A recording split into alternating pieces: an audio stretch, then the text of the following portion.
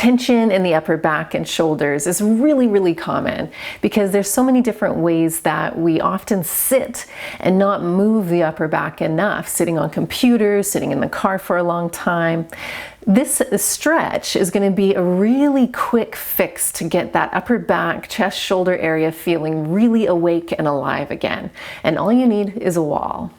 I'm Bree Johnson of Heart and Bones Yoga, and as always, press that subscribe button if you enjoy these videos so you can always stay connected when I post one almost every week.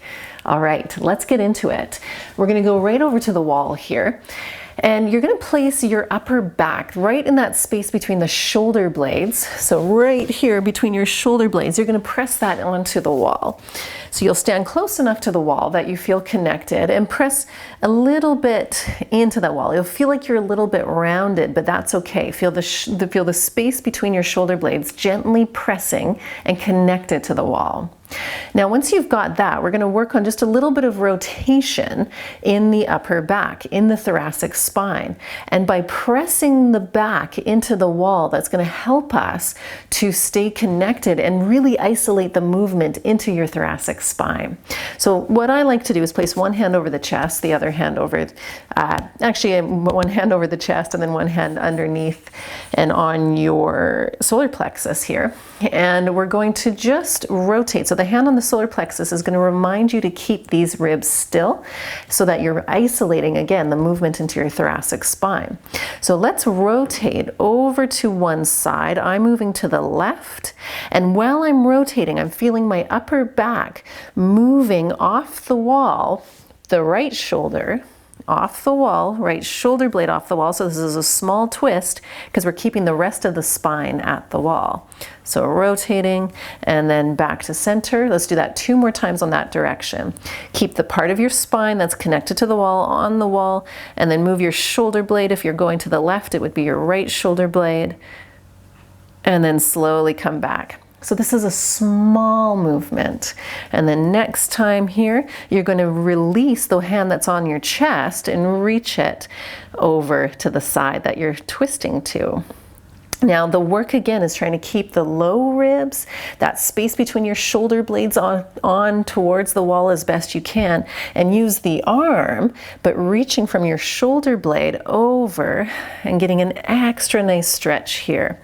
And then I like to add just a little bit of movement up and down in the arm, like so. It's so great. It gets right into all those sticky spots between your shoulder blades so nicely. And at the same time, mobilizing that sticky thoracic spine. Good. And then return back to center. Pause. Notice how one side feels. It already in my body feels so much better. So let's go to the other side. So again, take one hand over your chest, one hand at the solar plexus, reconnect your thoracic spine to that wall and the space between your shoulder blades, and then rotate. So rotate. Now, if I'm moving to my right, it'll be my left shoulder moving off the wall and then back. And then notice how small this is. This is not a big movement. Rotate again.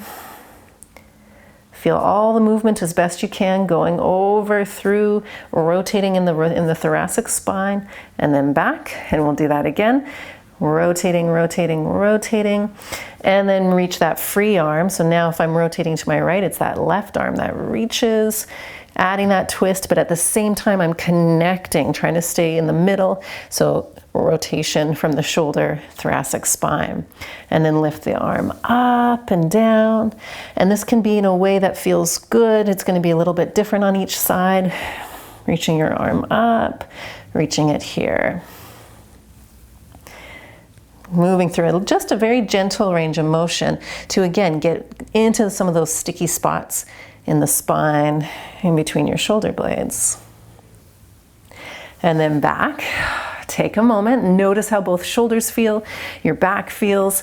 Let's do a few shoulder rotations. So feeling your shoulder blades squeezing together, coming up and then down and wide.